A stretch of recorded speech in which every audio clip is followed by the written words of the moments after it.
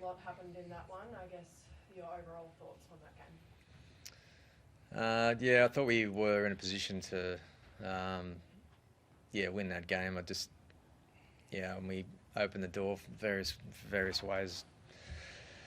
Yeah, and then we obviously got what we got in the end. So, but I thought, at 22-12, yeah, we we just offered up opportunities, and then just weren't resilient enough tonight. I didn't think defensively. That's not really what we're about. So I was disappointed with that. You must still be proud of the boys' effort, especially without Origin players, what they could manage there. There's no question about it. Effort. I thought, and some young guys, come up with some really good stuff tonight. But as a group, as a club, we sort of pride ourselves on, resilience in defence and not offering, being cleaner and not just not offering up opportunities, controlling things a little bit better than that. So, but it's a good lesson for those guys. But it's a disappointing, loss. What was the main, I guess, shift that you found in that second half? Yeah, well, there's 2 penalties given on the last tackle. So that was, any penalty's bad enough, but when it's the last tackle, it's like there's another whole set, and I think both those had 6 agains attached to it, and there was tries at the end of those as well. So yeah, that was at 22-12, and when the first one happened, and then they got their tails up a little bit, and we didn't have a lot of footy.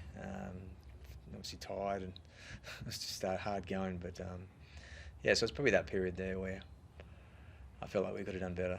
Well, the last couple of minutes, what was it like out there? Yeah, obviously everyone was pretty tired. I think after the long game, we sort of made it pretty hard for ourselves, especially coming out of our own end, playing pretty simple, but everyone was sort of out on their feet. So it's all hands on deck there at the end. And to be able to force it into golden point yourself, you must have been proud to be able to get out there to that effort. Yeah, obviously disappointing, given the lead we had, letting them come back in it, but we were able to get a field goal after they did, after a couple of shots, a couple of attempts there. That was pleasing, and I thought we could have done enough to come off the win. In your coaching career, had you ever experienced a finish like that? 8 shots, I believe it was. Was it? Yeah, probably. I've been involved in a couple of draws over the years, so there's a few involved in those ones. So looked like it might have been happening tonight as well. I thought the kick pressure from both teams was outstanding. That's ironically what led to the last try. Guys just trying to cover every base, but both sides obviously wanted it badly. So, and I think I agree with Dill. Like the effort from both sides, I think I think both coaches would be happy in that front. Do you think if you had Nathan out there, you would have hit one of those shots you didn't hit? We'll never know, but that's not really the point. I agree with Dill. I was happy.